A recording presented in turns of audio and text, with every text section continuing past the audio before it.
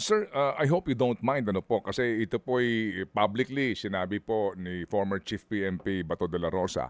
Ito po ang kanyang sinasabi po o mensahe daw po sa inyo ha. Sabi niya kung wag daw ho kayong magpakalasing sa power. Yan po sinasabi niya dahil ika niya, ngayon nasa poder kayo, mawawala din po itong power na ito. Mga words to that effect. Ano po kaya ang inyong masasabi tungkol doon?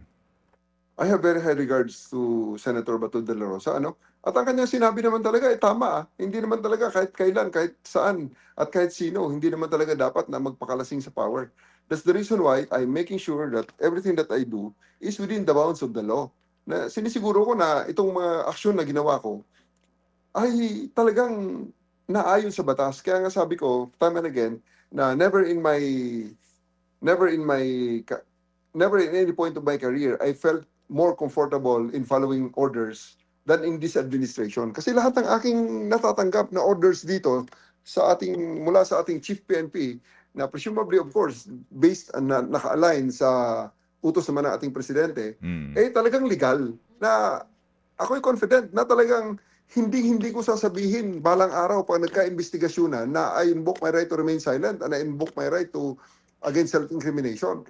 Eh, hindi ko gagawin yan sapagkat ang aking ginagawa sa ngayon ay alam ko legal na ayon sa batas na pwedeng eksaminin, imbestigahan kahit kailan, kahit saan, kahit sino man ang nakaupong presidente sapagkat ito ay legal. So, I'm very confident. Ako'y nagpapasalamat sa reminder ni Senator Bato de la Rosa sa kanyang binigay sa atin at ako'y naniniwala. Tama po talaga yun at yun ang ating ginagawa. Hindi ho tayo nagpapakalasing sa power, hindi tayo umaabuso sa ating mga ginagawa ngayon.